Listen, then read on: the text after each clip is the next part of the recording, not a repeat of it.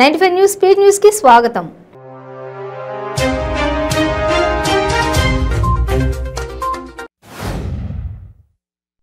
Samajwadi party అధ్యక్షుడు ఉత్తరప్రదేశ్ మాజీ ముఖ్యమంత్రి అఖిలేష్ యాదవ్ తెలంగాణ ముఖ్యమంత్రి కేసీఆర్ తో భేటీ అయ్యారు. ప్రత్యేక విమానంలో హైదరాబాద్ చేరుకున్న అఖిలేష్ బేగంపేట విమానాశ్రయం నుండి నేరుగా ప్రగతి భవన్ కు వచ్చారు. ఈ సందర్భంగా అఖిలేష్ కు కేసీఆర్ సాదర స్వాగతం పలికారు. ఎక్కువ కాలం ప్రయాణించి మూలన పడే స్థితిలో ఉన్నటువంటి అంబులెన్స్ల స్థానంలో 146 కొత్త అంబులెన్స్లను తాజాగా జగన్ ప్రభుత్వం కొనుగోలు చేసింది. ఇందుకోసం 34.79 కోట్లు ఖర్చు చేశారు. తాడేపల్లిలో ఏర్పాటు చేసిన ప్రత్యేక కార్యక్రమంలో నూతన 108 సర్వీసులను ముఖ్యమంత్రి జగన్మోహన్ రెడ్డి జెండా ఊపి ప్రారంభించారు.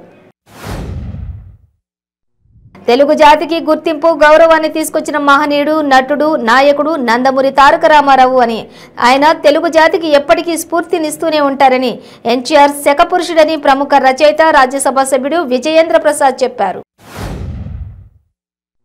శ్రీకాకుళంలో కిడ్నాప్ కలకలం రేగింది. ఫరీద్పేటకు చెందిన దుర్గాభవాని అనే యువతిని కొందరు గుర్తు తెలియని వ్యక్తులు బలవంతంగా కారులో ఎక్కించుకుని కిడ్నాప్ కు పాల్పడ్డారు. యువతి కుటుంబ సభ్యుల ఫిర్యాదుతో రంగంలోకి దిగిన పోలీసులు కిడ్నాపర్ల కోసం గాలిస్తున్నారు. యాదాద్రి భువనగిరి జిల్లాలో ప్రోటోకాల్ రగడ నెలకొంది. మంత్రి పర్యటనపై తనకు సమాచారం ఇవ్వడం లేదని జిల్లా పరిషత్ చైర్మన్ సందీప్ రెడ్డి అధికారులపై ఆగ్రహం వ్యక్తం చేశారు. గతంలో హోం మినిస్టర్ వచ్చినప్పుడు కూడా సమాచారం ఇవ్వలేదని మండిపడ్డారు. రాష్ట్ర విభజన తర్వాత ఏపీకి అడుగడుగున అన్యాయం జరుగుతుందని, ఉమ్మడి ఏపీలో రాయలసీమ ప్రాంతం వారు సీఎంలుగా పనిచేశారని, అయినా నేటికి రాయలసీమలో తాగునీరు లేని పరిస్థితి ఉందని Rayalaseema steering committee chairman Byreddy Rajasekhar Reddy అన్నారు.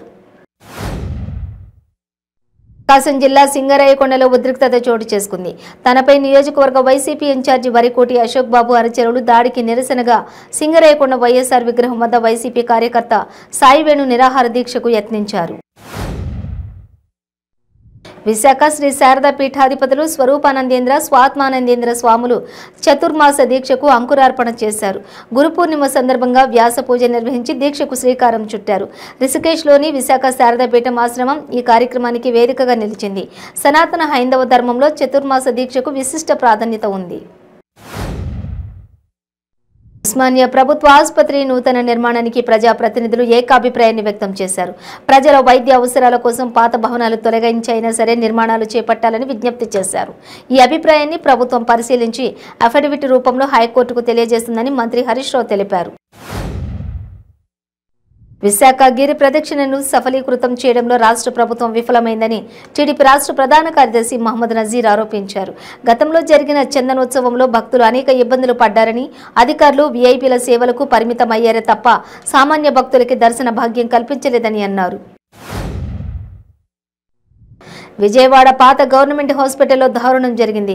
గర్భిణిని డెలివరీ నిమిత్తం ఏలూరు నుంచి విజయవాడ పాత గవర్నమెంట్ ఆసుపత్రికి తరలించారు. అయితే ఆపరేషన్ చేసి బిడ్డను బయటకు తీసే క్రమంలో బిడ్డ మృతి చెందింది.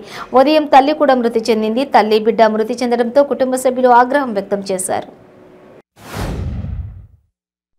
తన అన్నను చేతబడి చేసి చంపారనే అనుమానంతో స్నేహితుడు నరసింహారావును యూసుఫ్ అనే వ్యక్తి సజీవ దహనం చేశాడు. పిడుగురాళ్ల మండలం గుత్తికొండ గ్రామంలో ఘటన జరిగింది. ఈ ఉదాంతం ఆలస్యంగా వెలుగులోకి వచ్చింది. యూసుఫ్ మరో స్నేహితుడు నరసింహారావును కలిసి మద్యం సేవిద్దామని చెప్పి గుత్తికొండ అటవీ ప్రాంతంలోకి తీసుకుని వెళ్లి మద్యం సేవించిన అనంతరం నరసింహారావుపై నిందితులు పెట్రోల్ పోసి సజీవ దహనం చేశారు. ఏలూరు రోడ్డు మారుతినగర్ 6వ డివిజన్లో తూర్పు నియోజకవర్గం ఇన్ఛార్జి దేవినేని అవినేష్ పార్టీ కార్యక్రమానికి శంకుస్థాపన చేశారు. దానికి సంబంధించిన పోస్టర్లను, బ్యానర్లను తెలుగుదేశం పార్టీ నాయకులు రాత్రి తొలగించారు. 6వ డివిజన్ కార్పొరేటర్ అమర్నాథ్ ఆధ్వర్యంలో నిరసన కార్యక్రమం జరిగింది.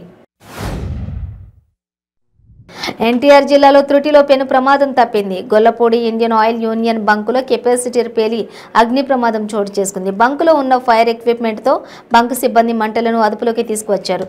దాంతో స్థానికులు ఊపిరి పీల్చుకున్నారు.